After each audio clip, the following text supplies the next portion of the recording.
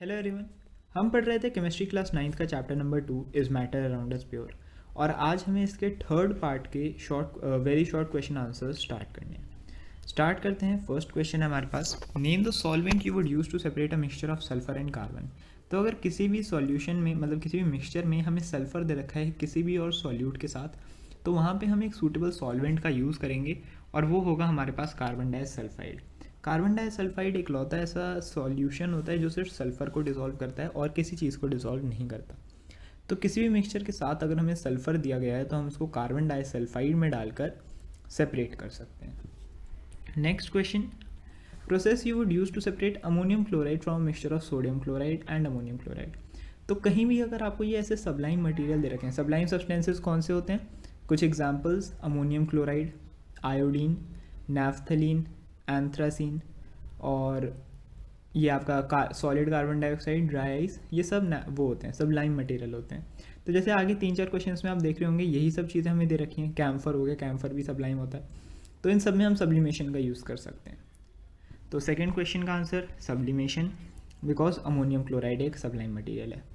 Third वाला, fourth वाला सब में आप देखें, हम एक साथ देख लेते हैं। थर्ड में बोला है mixture of naphthalene and common salt. Fourth में बोला है mixture of anthracene and copper sulphate. तो नैफ्थलीन एक सबलाइम मटेरियल है थर्ड क्वेश्चन में, और फोर्थ में एंथ्रासीन एक सबलाइम मटेरियल है। तो दोनों को ही हम सब्लिमेशन से सेपरेट कर सकते हैं।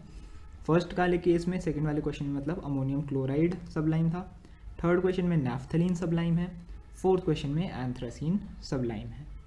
तो इन सब का आंसर सब्लिमेशन है। Fifth, name the property of one of the components which can be used for separating the following mixture, salt and camphor. तो सॉल्ट एंड कैम्फर में हम क्या प्रॉपर्टी लिख सकते हैं? अगेन कैम्फर की प्रॉपर्टी लिख सकते हैं कि कैम्फर के पास क्या स्पेशल प्रॉपर्टी है कि वो एक सबलाइम मटेरियल है, तो उसको हीट करने पे वो डायरेक्टली गैस फॉर्म में इवेपोरेट हो जाएगा। सबलाइम का मतलब पता होगा आप सबको, सबलाइम क्या होता है, सब्लिमेशन क्या होता है एक तरीके से वो देख लेते हैं। The process in which a solid directly converts into a gas without turning into liquid form, इस प्रोसेस को सब्लिमेशन कहते हैं। और जो ये प्रोसेस शो करते हैं उन्हें हम सबलाइम मटेरियल कहते हैं। तो फिफ्थ में भी हम लिखेंगे camphor being sublime undergoes sublimation. Camphor sublime material है, वो सब्लिमेशन करेगा। Next question, what type of magnet is fitted on a crane to separate scrap iron objects from a heap और वेस्ट मटेरियल इन फैक्ट्रीज। तो किसका use होता है? एक strong electromagnet का यूज़ किया जाता है। Next, property for separating seventh question में salt and iodine. Salt and iodine को कैसे सेपरेट करेंगे? तो अगेन आपको बस नाम याद रखना है, आयोडीन एक सबलाइम मटेरियल है, तो इसको भी हम सब्लिमेशन से सेपरेट कर सकते हैं। So the answer will be sublimation. Next, name the process you would use to separate a mixture of two miscible liquids. दो मिसिबल लिक्विड्स को हम कैसे सेपरेट करते हैं? जैसे एसीटोन एंड वाटर, तो वो हम सेपरेट करते हैं बाय यूजिंग डिस्टिलेशन। अब आप बोलेंगे फ्रैक्शनल डिस्टिलेशन भी होता है, तो उनके बीच में एक डिफरेंस होता है, वो मैं अभी आपको बताता हूँ। फ्रैक्शनल डिस्टिलेशन में क्या होता है, हम उन सब्सटेंस को सेपरेट करते हैं जिनके बीच में बॉइलिंग पॉइंट का डिफरेंस 25 डिग्री सेल्सियस से कम होता है। मान लो एक का 78 है और एक का 100 है, 25 से कम है ना दोनों का डिफरेंस, मतलब 100 माइनस 78 22 होता है, 25 से कम है। तो मतलब ये फ्रैक्शनल डिस्टिलेशन से सेपरेट हो सकते हैं, डिस्टिलेशन से नहीं हो सकते। पर एसीटोन एंड वाटर अगर हम देखें तो एसीटोन का 50 to 60 की रेंज में होता है और वाटर का 100 होता है, तो इनको हम सिंपल डिस्टिलेशन से सेपरेट कर सकते हैं। तो डिस्टिलेशन और फ्रैक्शनल डिस्टिलेशन में जो बेसिक डिफरेंस होता है वो ये होता है। Next, what difference in properties of two miscible liquids enable their separation by fractional distillation. तो अभी मैंने बताया क्या डिफरेंस होता है, difference in their boiling points.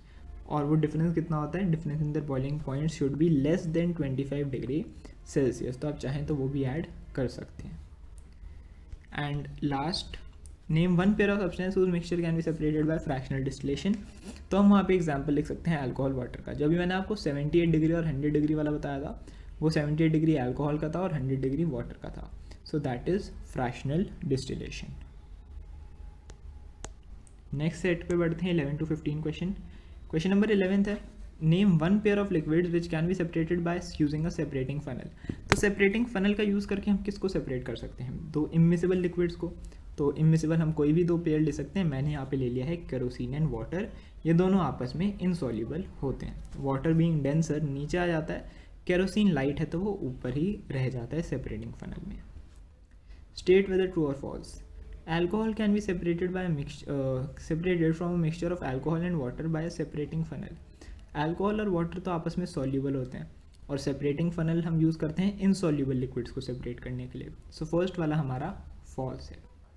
Second, salt and water can be recovered from an aqueous salt solution by the process of evaporation. Evaporation से नहीं होता।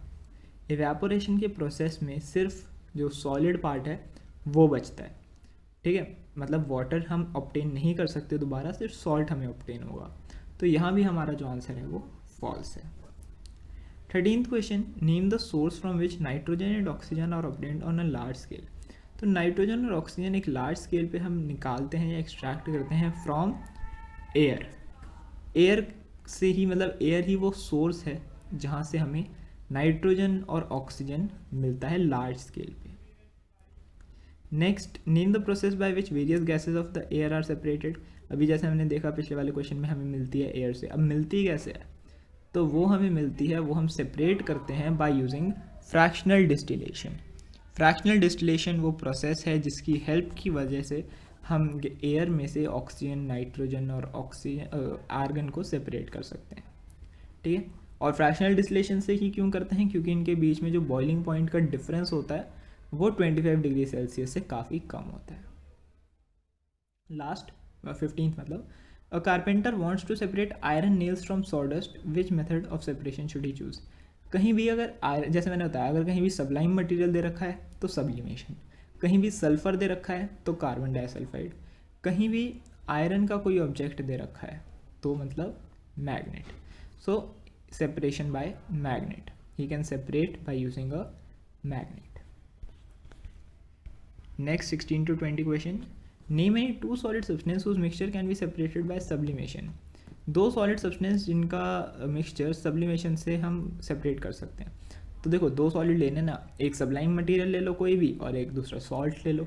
तो sublime material आप कैम्फर ले लो, नैफ्थनीन ले लो, एंथ्रासीन, आयोडीन, इतने सारे कोई भी ले लो और उसे मिक्स कर दो सोडियम क्लोराइड के साथ।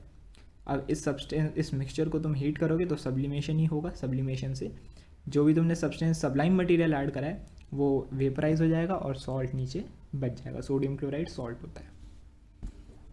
17th, one pair of substance whose mixture can be separated completely by distillation. तो डिस्टिलेशन से हम किसको सेपरेट कर सकते हैं, देखो फ्रैक्शनल डिस्टिलेशन की बात नहीं हो रही। फ्रैक्शनल डिस्टिलेशन में हम लिखते alcohol and water, simple example. Distillation में हम लिख सकते हैं एसीटोन एंड वाटर, ठीक है। फ्रैक्शनल डिस्टिलेशन में alcohol and water, simple distillation में एसीटोन एंड वाटर से हम सेपरेशन कर सकते हैं। 18th, how will you separate a mixture of chalk powder and water. देखो चॉक पाउडर और वाटर मिलके सस्पेंशन बनाते हैं। सस्पेंशन को हम सिंपली फिल्ट्रेशन से सेपरेट कर सकते हैं।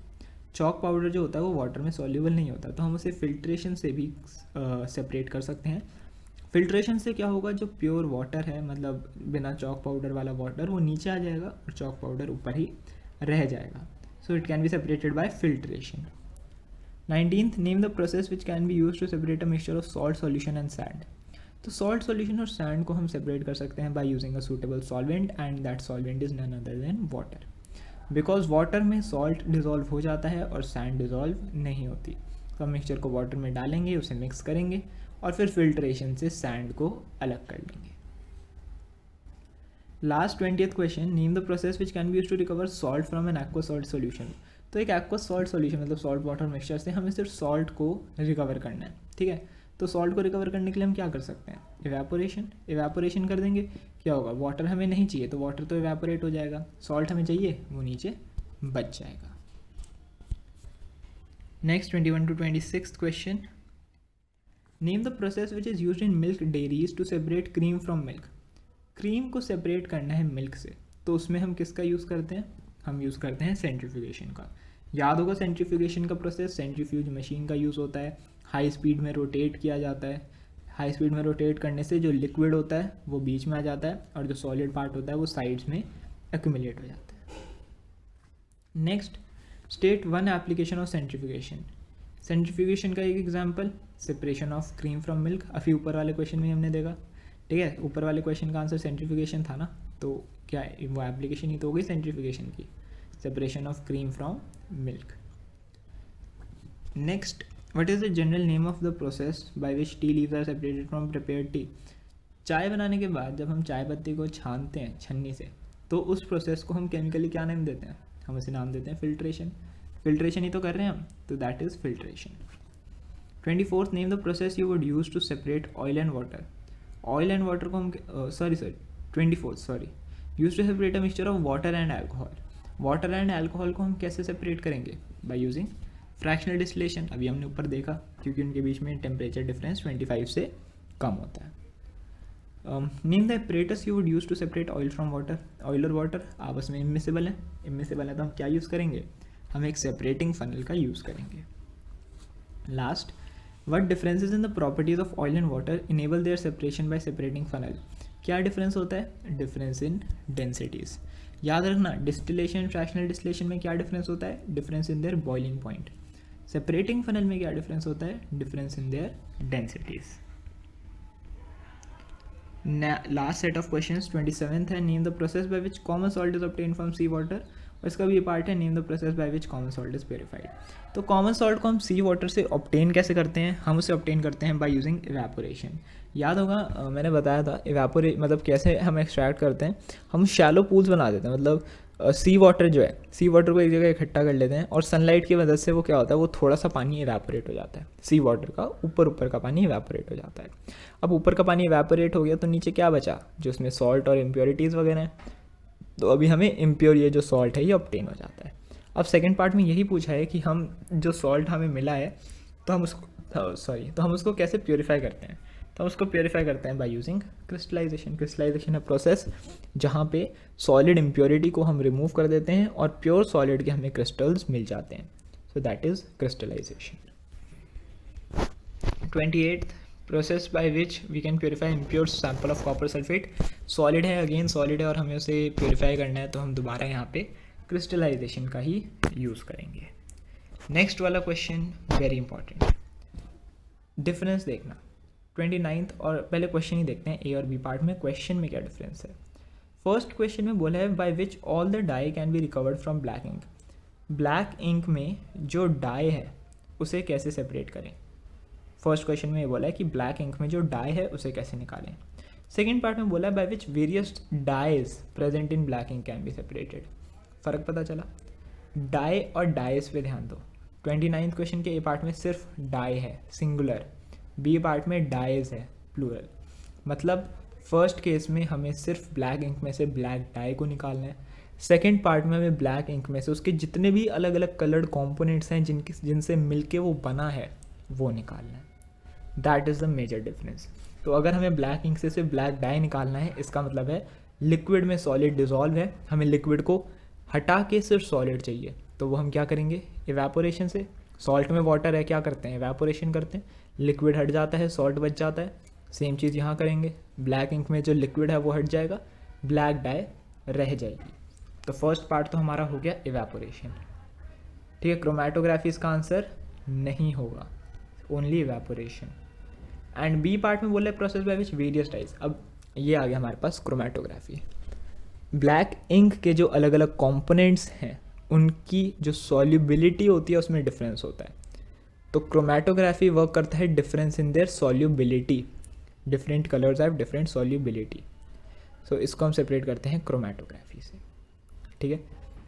याद है अभी मैंने डिफरेंस बताया था ना, बॉइलिंग पॉइंट में डिफरेंस तो डिस्टिलेशन फ्रैक्शनल डिस्टिलेशन, डेंसिटीज़ में डिफरेंस तो सेपरेटिंग फनल, सॉल्युबिलिटी में डिफरेंस तो क्रोमेटोग्राफी। तो यहाँ पे हमारा आंसर आ गया chromatography. 30th, which technique is used in washing machine. Washing machine में कौन सी टेक्निक यूज़ होती है जिससे पानी में, मतलब जैसे कपड़े हैं वो थोड़े से सूख जाते हैं, पानी निकल जाता है।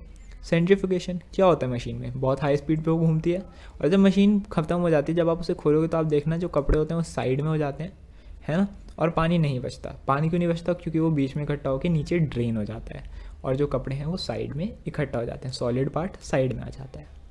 So centrifugation. Which technique can be use to detect and identify traces of poison present in stomach wash of a person. जब भी किसी पर्सन में मतलब ऐसे उसको फूड पॉइजनिंग की दिक्कत आती है तो उसका जो स्कैन वगैरह होता है उसमें यूज़ किया जाता है क्रोमेटोग्राफी। क्रोमेटोग्राफी अब हम क्यों यूज़ कर रहे हैं, क्योंकि स्टमक में बहुत सारे सब्सटेंस होंगे पर पॉइजन की सॉल्युबिलिटी अलग होगी और सब्सटेंसेस की अलग होगी, तो वो क्रोमेटोग्राफी करते हैं और देखते हैं कि पॉइजन का कौन सा है, मतलब पॉइजन है उसमें या नहीं है। अगर डिटेक्ट हो जाता है मतलब फूड पॉइजनिंग थी। तो मतलब इसी तरीके से वो पॉइजन्स को, ड्रग्स को या किसी भी चीज़ को किसी भी पर्सन के स्टमक से निकालने में हेल्प करते हैं। ठीक है, फॉरेंसिक वगैरह में इसकी एप्लीकेशन होती है। तो यहाँ पे हमारा आंसर है chromatography. Last fill in the blanks है 9 हमारे पास। Miscible liquids are separated by, miscible liquids को हम कैसे सेपरेट करते हैं, फ्रैक्शनल डिस्टिलेशन से। ठीक है, ये आंसर्स आप देखते रहना साथ साथ। Fractional distillation.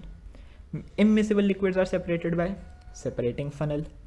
Kerosene and petrol can be separated by, again kerosene and petrol क्या है यहाँ पे, मिसेबल है, तो हम इसको सेपरेट कैसे करेंगे, फ्रैक्शनल डिस्टिलेशन से।